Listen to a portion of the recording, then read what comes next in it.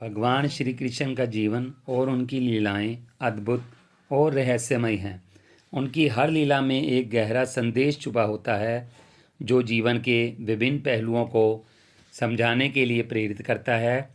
आज हम ऐसी ही एक लीला का वर्णन करेंगे जो न केवल आश्चर्यचकित करती है बल्कि हमें जीवन की कठिन परिस्थितियों में विश्वास और धैर्य बनाए रखने का संदेश देती है।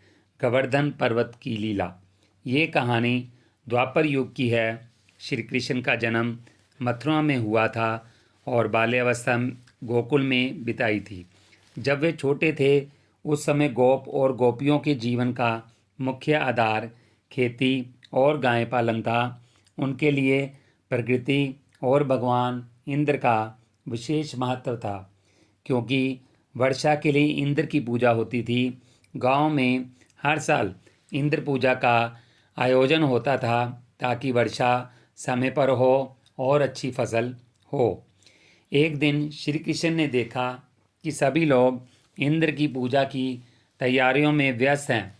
श्री कृष्ण ने यशोदा माँ से पूछा, माँ, हम इंद्र की पूजा क्यों कर रहे हैं? तो यशोदा माँ ने कहा, ताकि वे वर्षा करें और हमारी फसलें अच्छी हो। लेकिन श्री कृष्ण को ये बात समझ नहीं आई। उन्होंने गांव के बुजुर्गों से भी इस बारे में पूछा और अंत में कहा, हम इंद्र की पूजा क्यों करें? हमें तो गोवर्धन पर्वत की पूजा करनी चाहिए क्योंकि वह हमारे पशुओं के लिए घास और खाने के लिए उपजाऊ भूमि प्रदान करता है।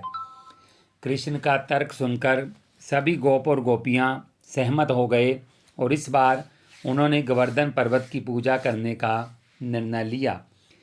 ये सुनकर इंद्रदेव को बहुत क्रोध आया और उन्होंने कहा, ये बालक मेरा अपमान कर रहा है।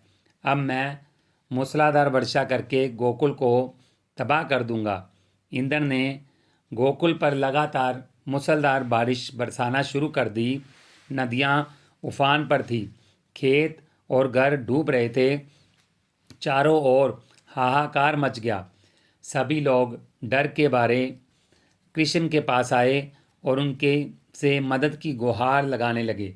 श्री कृष्ण ने मुस्कुराते हुए सभी को हौसला दिया और कहा, चिंता मत करो, सब कुछ ठीक हो जाएगा। फिर उन्होंने अपनी छोटी सी उंगली पर पूरे गोवर्धन पर्वत को उठा लिया। श्री कृष्ण के इस अद्भुत कार्य को देखकर सभी अचंभित हो गए। उन्होंने सभी गोप और गोपियों को पर्वत के नीचे आश्रय लेने के लिए बुलाया। गोकुलवासी 7 दिनों तक बिना किसी डर के गोवर्धन पर्वत के नीचे सुरक्षित रहे। श्री कृष्ण ने बिना थके अपनी छोटी उंगली पर पर्वत को थामे रखा। ये देखकर इंद्रदेव को अपनी गलती का एहसास हुआ। उन्होंने श्री कृष्ण जी से क्षमा मांगी और वर्षा रोक दी। इसके बाद इंद्रदेव ने श्री कृष्ण की महिमा को स्वीकार करते हुए उनके सामने नतमस्तक हुए। श्री कृष्ण ने उन्हें क्षमा किया और गोकुलवासी खुशी खुशी अपने घरों को लौट आए।